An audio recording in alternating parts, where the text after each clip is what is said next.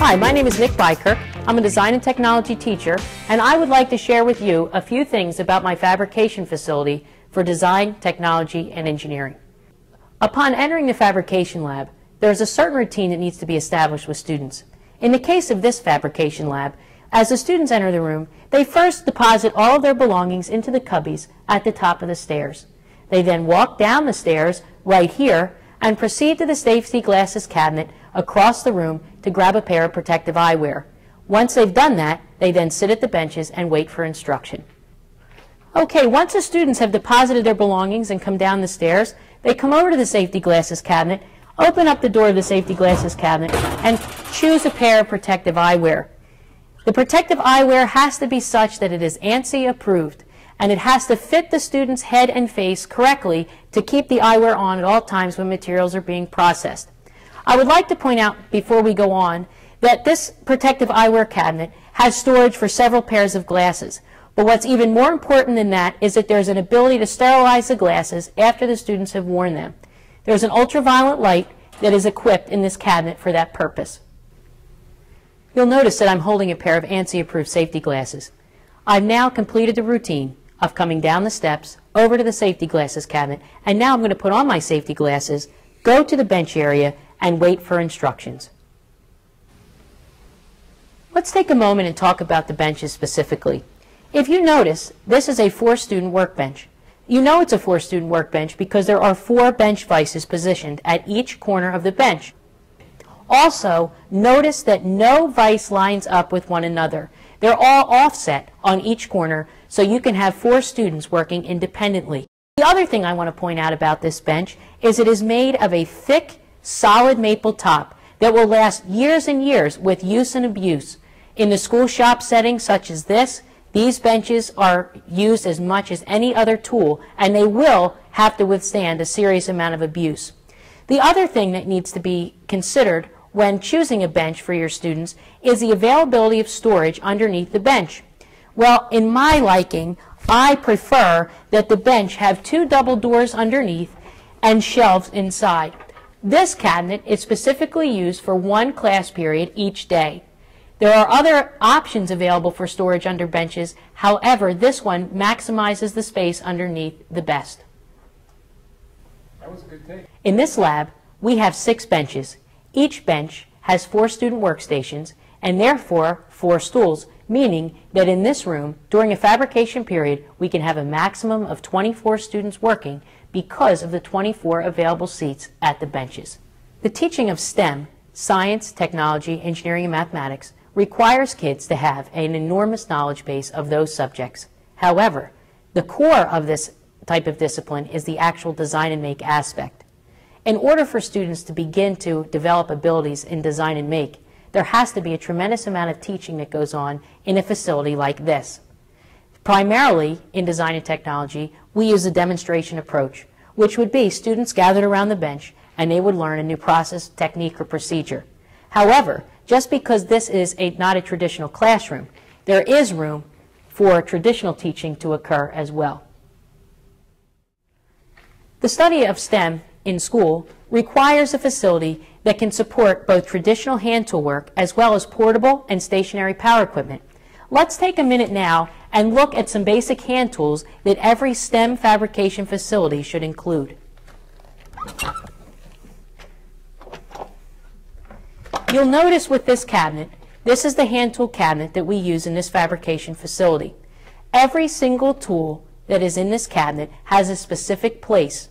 The reason that they have a specific place is so me, as the instructor, can immediately look into the cabinet and see if something is missing, such as at cleanup time. On this door, you see that there are a number of different types of squares used for layout work, as well as bench rulers and a level to be sure things are level and plumb. The majority of the tools in this cabinet are separating tools. That means they remove chips as they're being used. If you look over here, there are various types of hand saws, each for a specific purpose.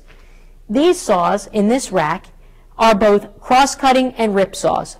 Over here, we have back saws, also used for basic cross-cutting, coping saws for doing fine and curved types of cuts, and if you look here at the top, we have hack saws for doing some basic metal work. Also in the cabinet, there are files and rasps, as well as file cards, which are used to clean the files after they've been used.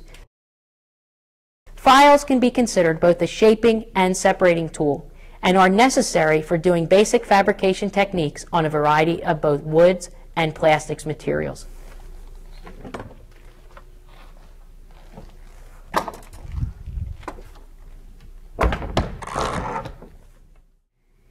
We've just finished looking at the bench area, as well as our hand tool cabinet and the way in which it was organized. Now it's time to start to look at some of the stationary power equipment that every fabrication facility should include. Before we talk specifically about any one piece of machinery, I think it's important to emphasize some specific safety things that have to occur with all pieces of industrial machinery. First of all, you'll notice around this machine here, there is a safety zone painted on the floor. That safety zone is painted with caution yellow paint and then outlined with yellow and black caution tape. That piece that is painted on the floor is what we refer to as a safety zone. The safety zone allows for only one operator at any one time using that piece of equipment. Only one person should be in that safety zone while that machine is in operation. Every fabrication lab should have a few basic machines. Let's start looking at those machines now, starting with the drill press. The drill press is a very basic piece of stationary power equipment, but one that is necessary to do some very basic or even complex tasks in a fabrication setting. This machine is used most specifically for drilling and boring different size holes.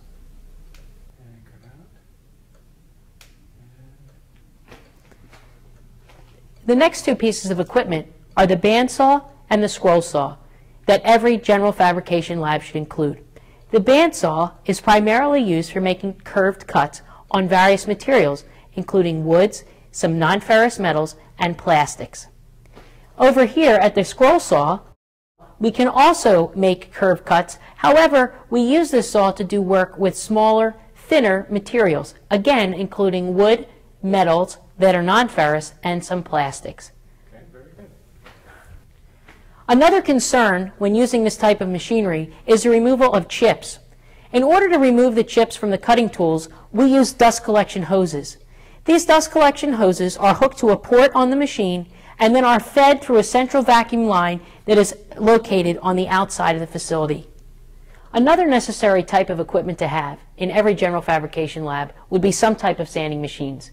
In the case of this lab, we have a belt sander right here. A belt sander is a large abrasive belt which goes around on two wheels and allows you to ease an edge on a finished piece of work. The second type of sanding machine we have in this fabrication lab is an oscillating spindle sander. This machine both rotates in a circle as well as goes up and down. This controls the wear on the drum of the sander. This is used to sand concave profiles onto the edge of a piece of work. Okay, we've looked at some basic machines that every fabrication lab should include. However, there's some additional ones that would really make the facility more usable. To start out, I want to talk a moment about the table saw. A table saw is probably the most versatile machine in the shop. It is used for most basic operations of ripping and cross-cutting on wood materials. However, non-ferrous metals can also be cut on this machine. Another machine that will really lend itself to being efficient in the lab is the sliding compound miter saw. This machine is used for doing cross-cut operations only on wood materials. When we come over to the machine like the chop saw or the sliding miter saw, we also need to have space. Space to the left-hand side of the blade, on the fence and the table, as well as to the right-hand side of the blade. Oftentimes, you will take a piece of wood from the rack that is very long, and this table and area around the saw has to accommodate that length when making things roughly to size. Another machine we would like to talk about here is the joiner. A joiner is used to make the edge of a board smooth in preparation for going to both the chop saw and then the table saw.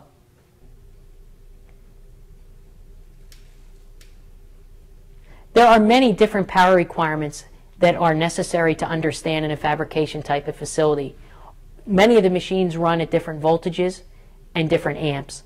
So it's therefore important to have an understanding of where the power is coming to each piece of equipment. This box is independent to the lighting in the room. This box controls all of the stationary power equipment as well as the outlets over the benches. It is controlled by the emergency power lockouts located on the perimeter walls of the room. The emergency power lockouts make it possible to immediately cut the power off to all stationary power equipment and to the benches in case of an emergency.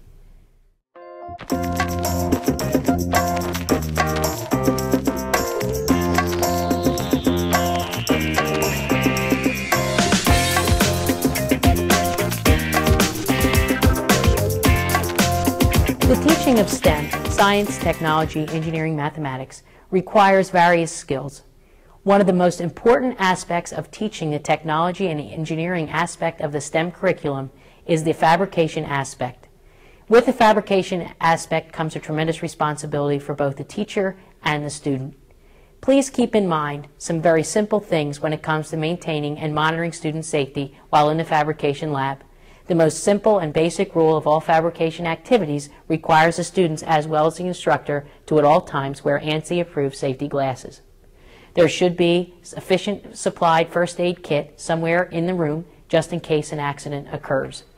Machines are equipped with safety guards. The safety guards are designed by the manufacturer to protect the user, in this case the student. Do not remove any guards at any time because it will compromise the safety of the students and bring undue liability to you as their instructor.